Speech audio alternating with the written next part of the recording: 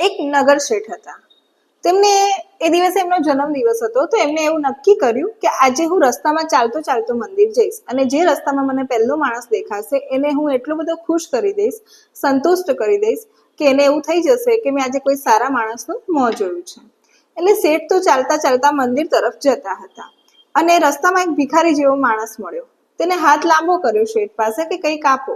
ત્યારે શેઠે એને એક તાંબાનો સિક્કો આપ્યો. તે ખુશ થઈ ગયો અને હવામાં સિક્કો ઉછાળ્યો. સિક્કો ઉછાળતા એ સિક્કો ગટર પાસે પડી ગયો.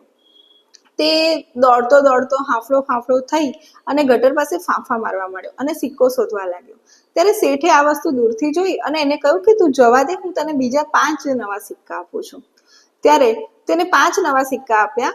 તે ખૂબ ખુશ થઈ ગયો, પણ પાછો તેને પેલો તાંબાનો સિક્કો યાદ આવી ગયો, તો પાછો ગટર પાસે જઈને શોધવા લાગ્યો. શેઠે કહ્યું કે તું શા માટે આવું કરે છે? મેં તને આટલા બધા 5 નવા સિક્કા તો આપ્યા, તું એ સિક્કાને ભૂલી જા. ત્યારે એ કહે છે કે ના શેઠ, એ સિક્કો મને મળશે તાંબાનો તો જ હું ખુશ થઈશ. થોડી વિચિત્ર ઘટના લાગે છે નહીં? આપણું પણ એવું જ છે. ભગવાનની અપાર કૃપા હોય છે, પરંતુ આપણે એની તરફ ધ્યાન જ નથી આપતા.